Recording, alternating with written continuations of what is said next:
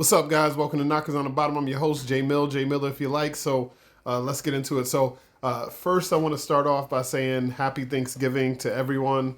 Hope you're enjoying your day. Hope you eat lots of food and get full, and have some interesting stories to carry forward that you'll remember for the rest of your life.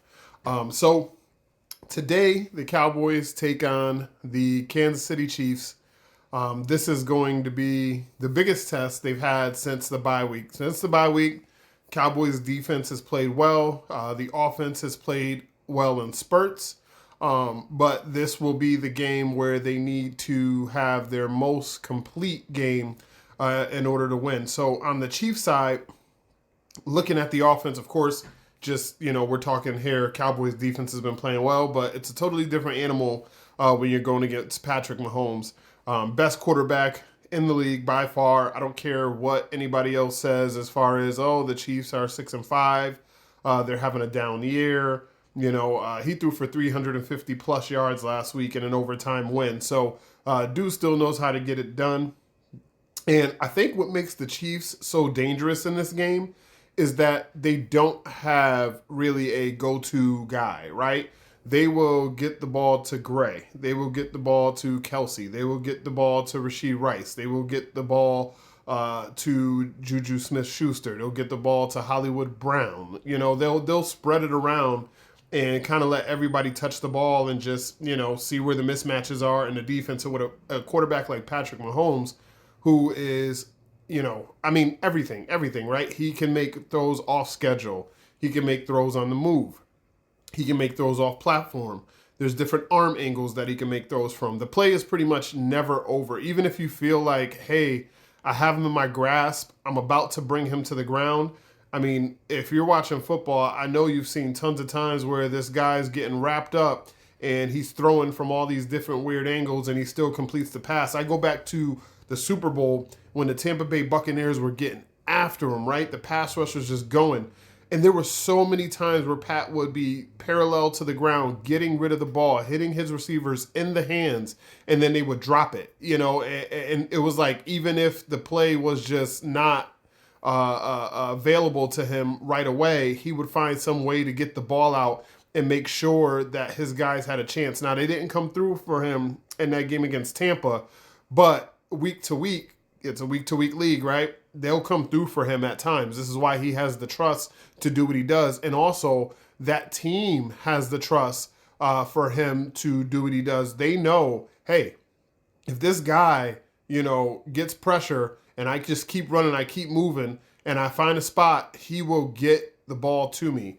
One of the things I think is going to be key to this game is the Cowboys not sitting in 100% zone, right? Patrick Mahomes will eat the zone up. The Chiefs receivers are fast.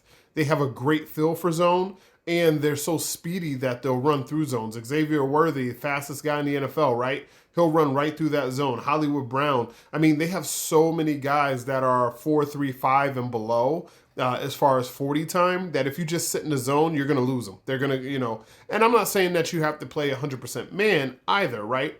You can do some of those things like we like to do, which is a match. Now, in this year, the Chiefs haven't really been a go down the field team. Now, they also could put that in this week to rock us to sleep, right? Because the Cowboys, of course, have probably watched film on the Chiefs and know, hey, they like to get the ball out quickly.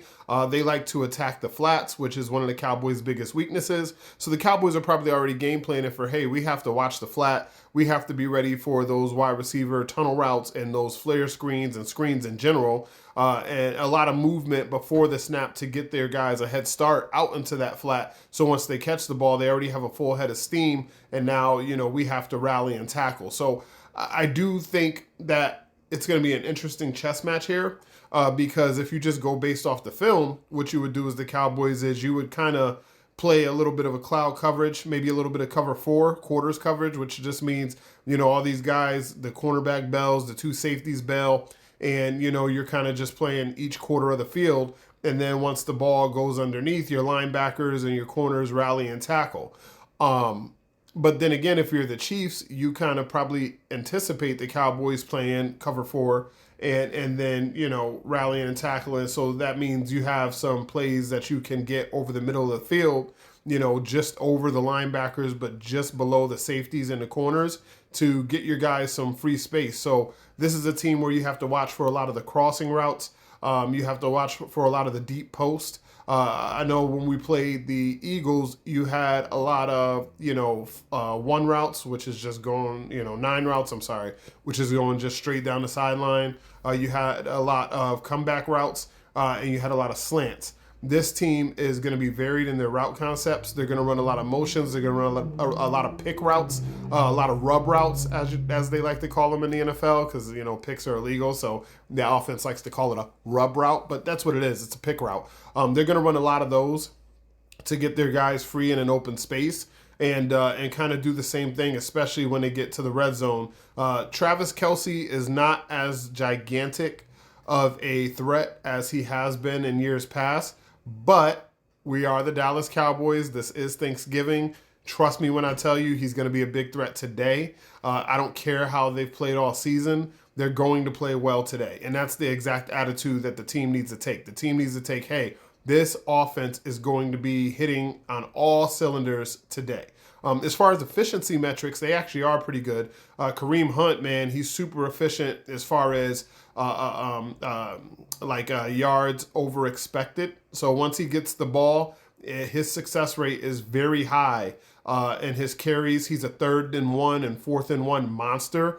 So if you're getting the Chiefs in 3rd and 1 and 4th and 1 situations, he has a very high conversion rate. He's tough to tackle. He has good vision, good contact balance. He's not the Kareem Hunt, of course, of 7 years ago, which would, have all those same things, but also have the speed to take it to the house.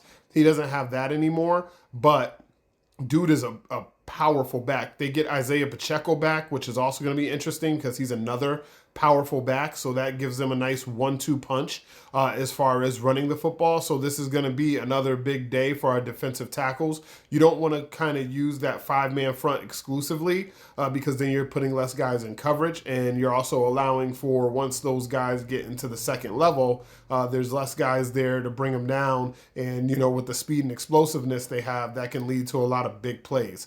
So if I'm the Cowboys, I'll mix in some of the 5-man fronts on 3rd and short, and maybe first down obvious run situations.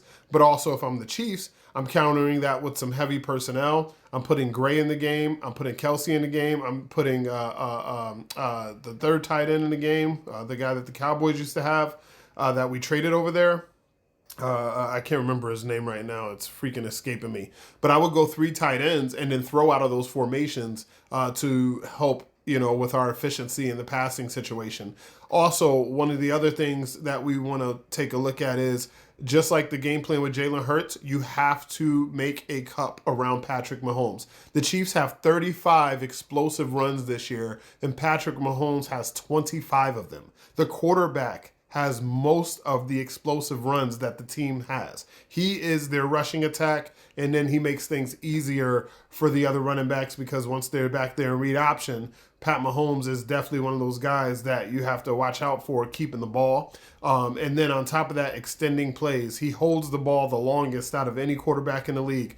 He holds the ball even longer than Jalen Hurts did. And we saw last week, Jalen Hurts held the ball. Cowboys played some good coverage and messed him up. This week, it won't mess up Pat Mahomes. It doesn't matter if you're playing good coverage. The man can find an open spot. He's a cheat code at quarterback. There's no other way around it. And on top of that, you also have to watch out for him extending plays and then taking off and running and getting those explosive runs. On the other side, the Cowboys are going to have a formidable challenge trying to run the ball this week because you have Chris Jones and you have Karlaftis for the Chiefs. And Karlaftis is a power rusher. Chris Jones is in everything, right? He can play the run. He can play the pass. And then their linebackers, you have Bolton who can get downhill. I love the guy. So the weakness on the Kansas City Chiefs is actually up the middle of the field as far as in the passing game. And in the running game, it's on the edges. But we have Javonte. Javonte's not a huge edge attack guy, but he still is effective when attacking the edges, but our rushing game is better, between the tackles, which is basically strength on strength. And I don't think that'll be smart to kind of just beat your head up against a brick wall and kind of just try to run up the middle. Even though it's your strength, you should do it, but you shouldn't do it every single play, because that plays right into the Chiefs' hands. On the second level and in the secondary, they like to play a lot of press coverage, which is just fine. I think the Cowboys receivers are fantastic at that. So if you want to play press coverage, I think you'll freaking take that all day. But what they like to do is they like to press and funnel. So they're going to get up on the line of scrimmage and they're going to press our guys to try to disrupt their timing. And then they're going to trail and try to funnel them to the middle of the defense so that their safeties and linebackers can make the tackles. But the middle of the defense is not that formidable. So what I would do if I were the Cowboys, what you want to do is you want to play your normal offense, right? You want to do your slants with GP, and you want to run all your different routes that you run with CD. You want to run your deep post, your deep over, your crossing routes with both guys. But also what you want to do is you want to hit that seam route with Jake Ferguson. And while you're hitting that seam route with Jake Ferguson, you want to have those receivers fight that press coverage at the line of scrimmage, but then maybe release to the outside of the numbers, so that Dak has some options. He has some outside of the numbers options, and you're taking the safeties that way, and then you're running Jake Ferguson up the seam, and you're allowing him to kind of get over the linebackers, and kind of those safeties are already split, and now they have to figure out how to rally and tackle a big monster like Jake Ferguson. You also want to do a similar thing with CD in the slot. This is a week where I would line up CD and George Pickens on the same side as much as possible. Now I would take CD, put him in that slot, and George Pickens, and put him on the outside. Have George Pickens attack outside the numbers, and have CD Lamb attack, deep post, deep middle, crosser. Also, I would like to see some George Pickens attacking on the slant with CD inside at the slot and attacking on the flag route, going kind of, it's basically a post, but the opposite way. It's a post to the sideline instead of a post to the middle of the field. And I would like to see him attack that way. I think Dak Prescott's going to be okay if he gets moved off the spot. But I don't see this being a big game as far as the Chiefs being able to get pressure with just their front. They're going to have to send blitzes. Now, one of the things that the Chiefs defense is really, really good at when they send blitzes is they'll send a blitz to make you see where it's coming from, and they'll send that guy, but they'll also replace the blitz with a player basically taking that guy's spot. So instead of the blitz coming and that spot being totally vacated and the quarterback can throw right where the blitz was, they're going to blitz from there, and they're going to replace that guy with another guy and try to come downhill and either pick off the ball or tackle that guy for a short gain. So what you want to do is you want to throw into the replacer's empty spot. And what that means is, hey, this guy comes off the blitz, right? Let's say CD's in the slot and they send a slot corner on the blitz, right? So automatically Dak would go, oh, I'm going to CD right there where that corner would have been. But that safety is going to rotate down and try to take CD Lamb right where that other guy was supposed to be. So what you want to do is you want to run a secondary route right behind that. So George Pickens, that's why I said we want to line him up on the same side as CD Lamb. Because if you have George Pickens run whatever it is, whether it's a slant, a cross, a post, a dig, whichever one you want, behind that secondary replacement, now you have a chance for big, big, big plays. So that's just one of the ways I think the Cowboys can attack. I also think they'll attack well with Nate Thomas going up against Karlaftis on the outside. In pass rush situations, it might be a little bit of an issue, but in run situations, I think he's going to be able to match Karlaftis' strength. The only thing he has to match for sure is his relentlessness, because Karlaftis is one of those guys that never gives up on a play. So if you block him up at first and then Dak has to move off the spot to make something happen, you got to continue to block that guy, because that guy is not going to stop. He is one of the most relentless players that the Chiefs has. He is very underrated. We all know Chris Jones, so that's why I'm not talking about Chris Jones. And then the other person you got to watch out is McDuffie. On the outside, he's their best corner. He's a playmaker. He's sticky. He's physical. I do think George will do well with that guy. I think CD will do well with that guy. But it's just one of those things that you want to make sure you keep in mind when you're, challenging him on those plays is that he is going to fight for everything, and he's going to make it tough on your guys all day. It's definitely going to be contested catches, but you don't have to go away from him. He's not a shutdown corner, but you do need to make sure that you are precise when attacking him, whether that's precise in the route you run or precise where you put the ball. All right, so let's get to some picks. So, like I said, I think this is going to be a dogfight for the Cowboys, and I do think they have to play pretty much a clean game. It doesn't mean they can't get any penalties. It doesn't mean that they can't punt, but they can't hurt themselves, right? They can't get down into the red zone and then get a holding call when they're at the 5-yard line to back them up 10 yards, and now all of a sudden we have to, work out of the situation. They can't start slow defensively and not come out with energy and intensity. They got to be there right there. And as Schottenheimer likes to say, it's a 4-quarter game. You win the games in the fourth quarter. So we got to stay close and stay tight until the fourth quarter. I actually firmly believe the Cowboys will do that, but this is going to be a dogfight. It's going to be a dogfight. So with that being said, I'm going to pick the Cowboys to win this game. Last week I said 19-17. I think it'll be a little more high scoring than that. But I'm going to go 24-23. Dallas wins, probably on another walk-off Brandon Aubrey field goal. And by the way, I called that last week. I said 19-17. Cowboys win on a Aubrey field goal, and they did. It just was 24-21. I also called the Cowboys defense playing well in a low-scoring game. It pretty much was. The first quarter wasn't, but after that, it was a low-scoring game. I do think I'll be pretty close to right on this one. But 24-23, your Cowboys get the win on Turkey Day, and we all get to celebrate and watch tonight and see what happens, and then gets to watch Sunday and see if the Cowboys gain some ground in the playoff race. But that's all I got for you guys.